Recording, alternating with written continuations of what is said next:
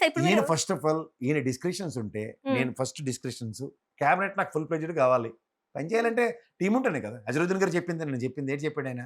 I'm a player for my captain అన్నాడు. హ్మ్. కెప్టెన్‌కి 11 మంది టీం లేకుండా వరల్డ్ కప్ ఆడమంటే ఏట ఆడతాడు? రాష్ట్రం కూడా అదే కదా! సో ఇదొక ఫెయిల్యూర్ డెసిషన్ అంటారా కాంగ్రెస్ పార్టీ నుంచెళ్ళి? వీళ్ళ చేతిలో ఏం లేనప్పుడు ఇప్పుడు నేను అంటుంది ఏంటంటే అధిష్టానం నుంచెల్లా సార్? అధిష్టానం తెలివి ఉండలేదు. మొమ్మట లేకుండా చెప్తున్నాడు. దిగ్విజయ్ సింగ్, జయరాం రమేష్ లాంటి వాళ్ళు ఉంటారు. ఆళ్ళు రాష్ట్రాన్ని భ్రష్టు పట్టించడానికే ఉంటారు. హ్మ్. ఆళ్ళకి ఎవడెవడు లాబింగ్‌లు చేసుకుంటారో ఆళ్ళకంటే ఎవరు లాబింగ్ చేస్తున్నారు? ఈసారి ఉన్న టీము చెప్తున్నాను కదా! ఒక కసితో రెడ్డి సామాజిక వర్గం మమ్మల్ని మేము పరిరక్షించుకోవాలనుకుని కాంగ్రెస్ ప్రభుత్వం స్థాపన జరిగింది. హ్మ్. తర్వాత దాన్ని ఒక 10 అడుగులు ముందుకెళ్ళడానికి వాళ్ళకి సెల్ఫ్ డిస్కషన్స్ కావాలి కదా! ఎంత హ్మ్. కాదన్నా ఉత్తమ్ కుమార్ రెడ్డి గారో, కోమటిరెడ్డి బ్రదర్సో లేదా రేవంత్ రెడ్డి గారో వీళ్ళందరూ ఒక ఐడెంటిటీ సుదర్శన్ రెడ్డి గారు కానీ ఎవరినైనా తీసుకో. హ్మ్. వీళ్ళు ఒక ప్రూవెన్ లెదర్సే కదా! వీళ్ళకి అవకాశాలు లేకుండా ప్రతి దగ్గర రెస్ట్రిక్టివ్ పాలిటిక్స్‌తో ముందుకెళ్ళమంటే 2 సంవత్సరాల తర్వాత సుదర్శన్ రెడ్డి గారు ఇవాళ గ్యాప్‌కొచ్చారా మీకు? హ్మ్. ఆయనేమో తక్కువ స్థాయి మనిషా? అట్లనే చూసుకునంటే అసలు సుదర్శన్ రెడ్డి గారు గాకుండా ఇక్కడ రంగారెడ్డి నుంచెల్లి ఎవరినైనా తీసుకోవచ్చు అని జెప్పేసి ఒక టాకొస్తే, రంగారెడ్డి డిస్ట్రిక్ట్, హైదరాబాద్ రెండేం వేరు వేరు గాదు. ఇక్కడ లోకల్‌గా జరిగినప్పుడు జీహెచ్ఎంసీ ఎన్నికలు జరిగినప్పుడు అప్పుడు అంతా ఒకటే కదా! అని జెప్పేసి ఒక మాట గూడా వచ్చినట్టు మనకు వినిపిస్తుంది సార్. అది కరెక్టే అంటారా సార్ మరి? కరెక్టే కదా! ఇప్పుడు నేను అదే చెప్తున్నాను. అదే రేవంత్ రెడ్డి గారికి డిస్కషన్ ఉంటే, సరే ఇక్కడ గ్రేటర్ హైదరాబాద్‌లో జరుగుతున్న ఎలక్షన్ జూబ్లీహిల్స్. సో, ఆబ్వియస్లీ నాకు I need a pick from Ranga Reddy district. Ranga Reddy. ఆ! అదుందా? అది చెప్తానికి ఆన్సర్. హ్మ్. మనం నీకు తెలిసింది, నాకు తెలిసింది కూడా బేసిక్స్ అవే కదా! గ్రేటర్ హైదరాబాద్ రేడియస్‌లో రంగారెడ్డి ఉందని నాకు తెలుసు, నీకు తెలుసు. హ్మ్. రంగారెడ్డి నుంచి ఇదే ప్రాతినిధ్యం వహిస్తూ అజరుద్దీన్ గారిలాగే గెలిచిన ఎమ్మెల్యే. మల్రెడ్డి రంగారెడ్డి గారు వీళ్ళందరూ ఉన్నారు కదా! అలాంటోళ్ళు అధిష్టానం పాసిఫై చేస్తుంది. మాకెందుకు ఈ దిక్కుమాల పాసిఫికేషన్? పోనీ శాఖలు ఖాళీ లేవా? ఉన్నోడిని తీయలేక ఉన్నాయి. సస్తున్నారంటే ఎందుకు ఉన్నోళ్ళు అన్నీ ఖాళీయే ఉన్నాయి కదా! ఎందుకు రేవంత్ రెడ్డి గారికి డిస్కషన్ ఎవరు? ఆయనకి ఫుల్ ప్లెడ్జ్డ్ టీమ్ ఉంటే ఆయన ఎంత చక్కగా పని చేస్తాడు. హ్మ్. అవకాశం ఇస్తున్నారా? అంటే అవకాశం కాదు ఇవ్వకపోవడం వల్లనే 2 ఏళ్ళు కూడా ఈరోజు ఇంకా రేవంత్ రెడ్డి గారు ఇట్లా కాదమ్మా 2 అయిపోయారంటారా? ఏళ్ళైనా క్యాబినెట్ విస్తరణకు అవకాశం లేదంటే ఇంకెప్పుడు దేనికి తెచ్చుకున్నారు ఈ గవర్నమెంట్? ఆళ్ళ కోట శ్రీనివాసరావు గారు కోడేలు కట్టుకొని కోడి కొడతన్న ఫీలింగ్‌తో ఉండడానికా?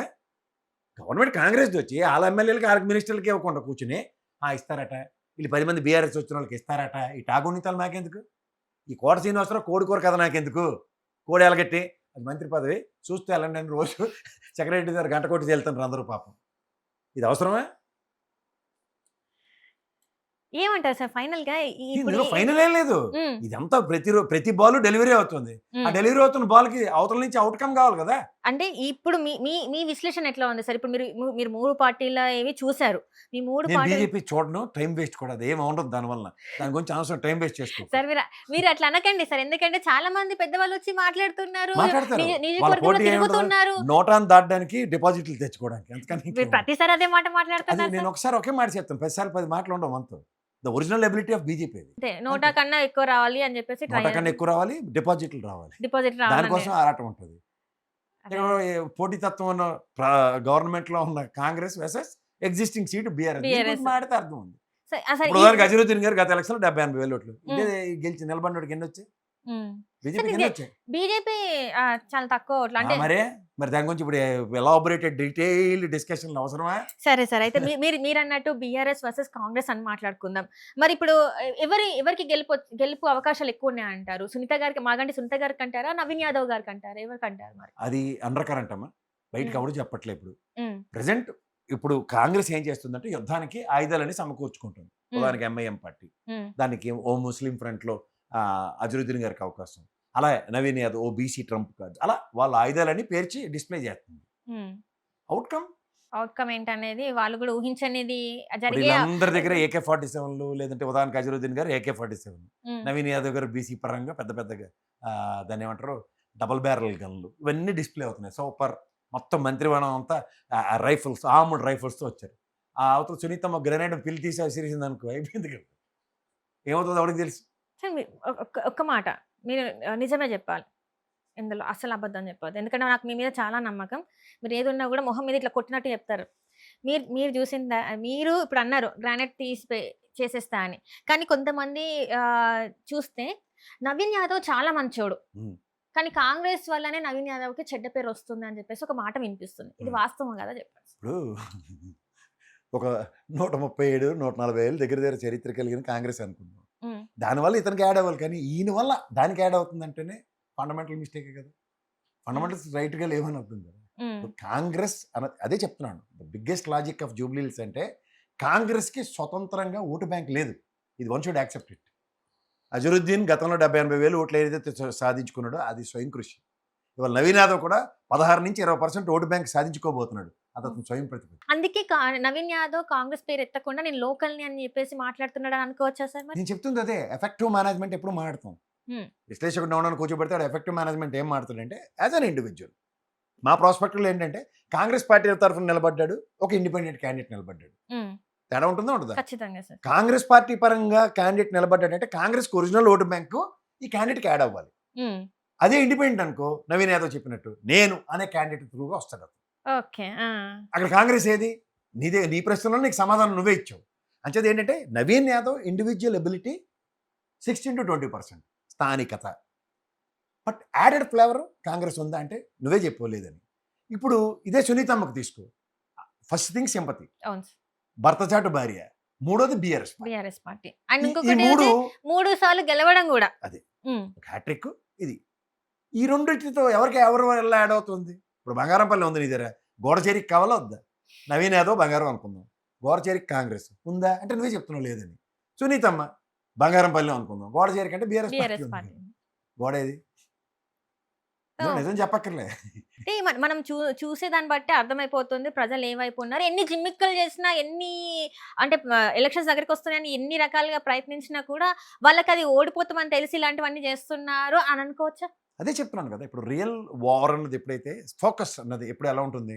ఉదాహరణకి గ్రేటర్ హైదరాబాద్లో కాంగ్రెస్ ప్రస్థానం లేదు. కాంగ్రెస్ ప్రస్థానం లేని దగ్గర క్యాండిడేచర్ వీక్ అయితేనే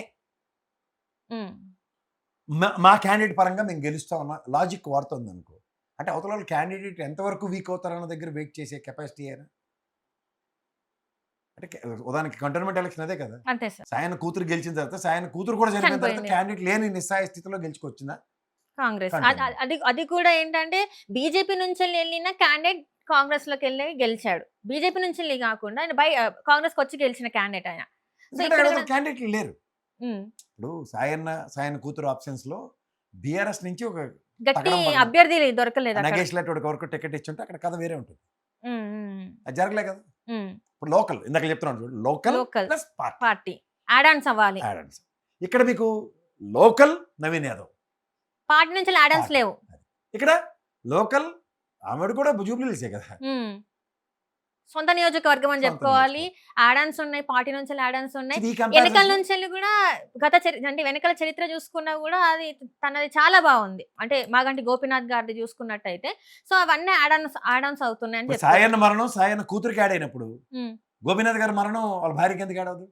అండ్ అట్లనే నియోజకవర్గంలో ఏవైతే ఉన్నాయో అవన్నీ కూడా చేయాలి కదా సార్. ప్రజలకు ఏమేమి అవసరం అవన్నీ కూడా చేయాలి కదా. చేయకుండా ఎవరు ఉంటారు కదమ్మా. 25 కోట్లు ఒక్కొక్క ఎమ్మెల్యే అడుగుతున్నావు, నువ్వే చెప్తున్నావు కదా. ఆ 25 కోట్ల పాటు గోపీనాథ్ గారు కూడా 25 కోట్లు అడగకుండా ఉండకుండా ఎవడుంటాడు? ఉమ్, ఉమ్.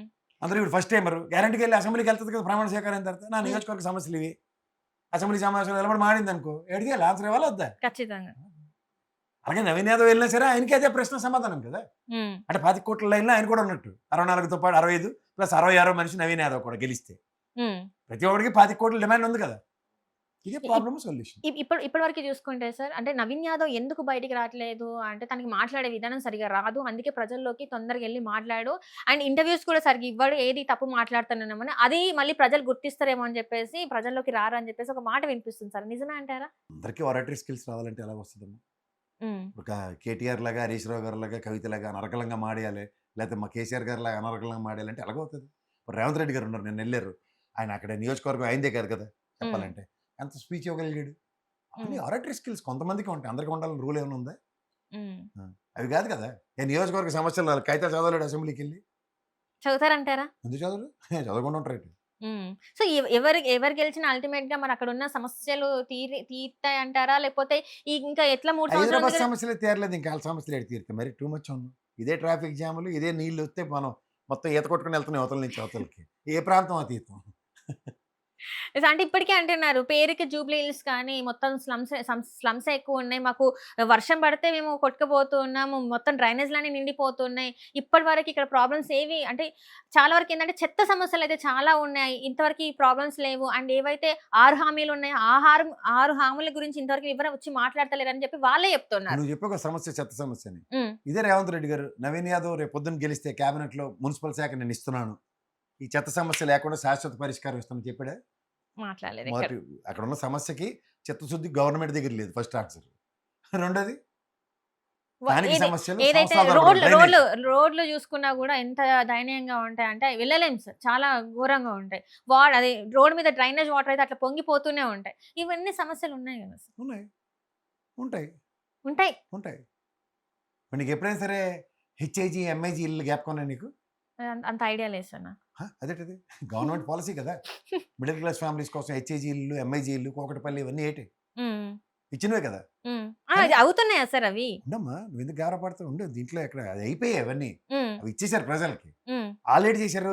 పక్కోళ్ళతోటి ఈడు చేతులు కలిపేసి హ్మ్. ఓ 2 ఎంఐజీలని ఓ పెద్ద అపార్ట్మెంట్ కట్టారు. ఓకే. హ్మ్. ఒక ఎంఐజీ కాలనీలో ఒక కుటుంబం ఎంతమంది ఉంటారు? నలుగురు. ఓ భార్య, భర్త, 2 పిల్లలు ఉంటారు. ఈడు తీసుకెళ్ళి అవతల పక్క ఇంట్లో కూడా అదే కుటుంబం కదా! మా అయితే వాళ్ళ అమ్మ నాన్న ఉంటారు. 5గురు, 6గురు ఉంటారు. ఇది 2 బెడ్‌రూమ్ల ఇల్లు సారాంశం. ఈ 2 కలిపి టవర్లు లేపాడనుకో 15 అపార్ట్మెంట్లు వచ్చాయి దాంట్లో. దిక్కుమాల డ్రైనేజ్ అదే. హ్మ్. 15 కొంపల్లోంచి వచ్చే డ్రైనేజ్ సమస్య అంటే సమస్య సృష్టించింది మనం. హ్మ్.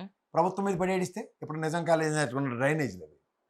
హ్మ్. హ్మ్. నిజంగానే. అది మాత్రం వాస్తవం సార్. ఆ! ఎందుకంటే ఇప్పటికి ప్రాబ్లమ్ మనమే క్రియేట్ చేసి ఇప్పటికి అవే అవుతున్నాయి. పాపులేషన్ హ్యూజ్ లెవెల్‌లో పాపులేషన్ ఇంక్రీజ్ అయినప్పుడు హ్మ్. ప్రభుత్వాలు ఏం చేయగలుగుతాయి? పోనీ నువ్వేమైనా చెత్త ఏమన్నా ఇది తడి చెత్త, ఇది పొడి చెత్త అనేస్తావా? ఓ మూట కట్టి అక్కడే అలా విసిరేయి నువ్వు. పడేస్తాం. ఆ డస్ట్‌బిన్‌లో పడిందో లేదో కూడా చూడు. రోడ్డు మీద పడినా నీకు బాధ లేదు. సో, అది అంటే ఒకింత ప్రజలది గూడా బాధ్యత ఉంది అంటారు. 200% ప్రజలదే బాధ్యత. ఈడ ప్రజాప్రతినిధి ఆడేమన్నా డిఫరెంట్ ప్లానెట్ నుంచి వచ్చి ఎమ్మెల్యేగా ఎన్నుకోబడుతున్నాడా? నీ ప్రజ కాలమతి తిరిగినోడే కదా! హ్మ్. అక్కడ ఏముందో తెలీదా? హ్మ్. హ్మ్. Last final question sir. అజరుద్దీన్‌ని మంత్రిగా చేయడం వల్ల నిజంగానే ప్లస్ అయ్యే అవకాశం ఉందా? లేదా? తుంటి కొడితే కాంగ్రెస్. పళ్ళు రాలనే ఓ సామెత ఉంది ఇప్పుడు. అలాగా అజరుద్దీన్ ఇప్పుడు ఎంఐఎం పార్టీ సపోర్ట్ ఇస్తుంది కాంగ్రెస్‌కి అన్నప్పుడు, ఎంఐఎంకి ఈక్వలెంట్‌గా కాంగ్రెస్ పార్టీ అజరుద్దీన్ గారి లాంటి ఎమ్మెల్యేకి అవకాశం ఇస్తే, గెలిచిన వెంటనే నేను క్యాబినెట్‌లో తీసుకుంటున్నాను అనే అనౌన్స్‌మెంట్ ఉంటే, నువ్వు అన్నది ఫోర్స్ యాడ్ అవుతుంది. హ్మ్. అదే కాకుండా యాడ్ ఎక్కడో అంతలగంతలు మా సంతలో కాగిలించుకున్నాడు నవీన్ యాదవ్ నిలబెట్టి, అజరుద్దీన్ పక్కన నిలబెట్టి మినిస్ట్రీ